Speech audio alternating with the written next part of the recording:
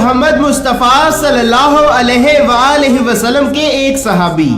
حضرت جابر ابن عبداللہ انصاری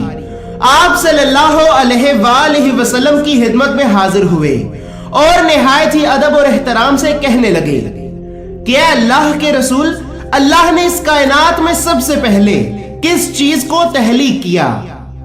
تو حضرت محمد مصطفیٰ صلی اللہ علیہ وآلہ وسلم نے حضرت جابر ابن عبداللہ انصاری سے فرمایا کہ اے جابر، اللہ نے اس کائنات میں سب سے پہلے تیرے نبی کے نور کو پیدا کیا۔ جب اللہ نے چاہا کہ وہ اپنی مخلوق کو پیدا کرے تاکہ وہ پہچانا جائے، تو اللہ نے میرے نور کو 4 حصوں میں تقسیم کر دیا۔ جب اللہ نے میرے نور کو 4 حصوں میں تقسیم کر دیا تو اللہ نے میرے نور کے پہلے حصے سے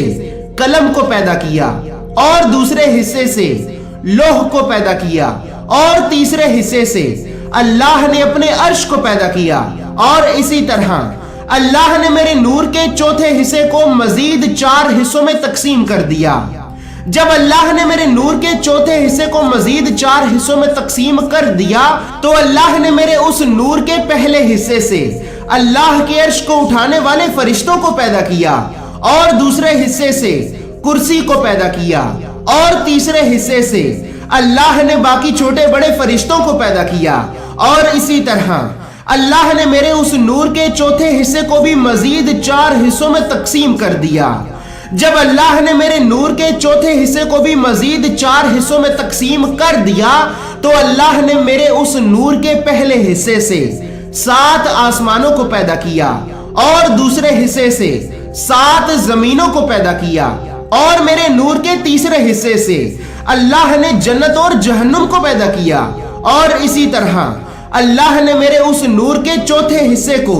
مزید 4 اور حصوں میں تقسیم کر دیا۔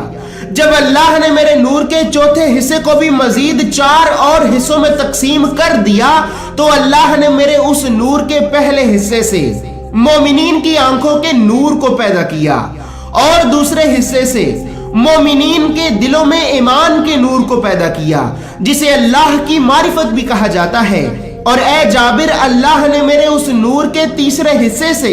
مومنین کے درمیان محبت کے نور کو پیدا کیا، اور وہ محبت کا نور لا الہ الا اللہ محمد رسول اللہ ہے۔ اور اے جابر، باقی نور بھی نور مصطفیٰ ہی ہے، کیونکہ نور مصطفیٰ ہی در حقیقت نور خدا ہے۔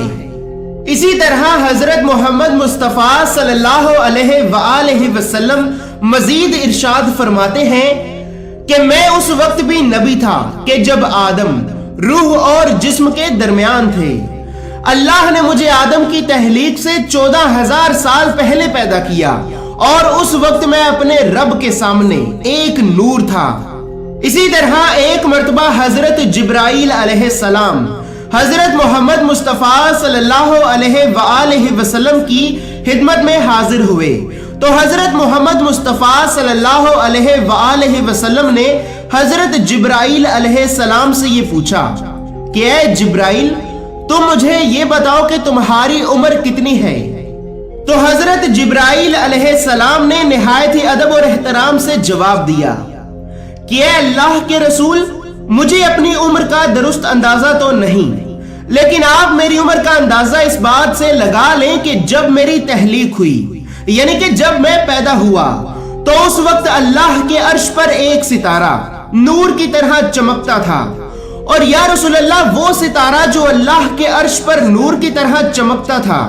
وہ ستارہ 70,000 سال کے بعد صرف اور صرف ایک مرتبہ چمکتا تھا، اور میں نے اپنی زندگی میں وہ ستارہ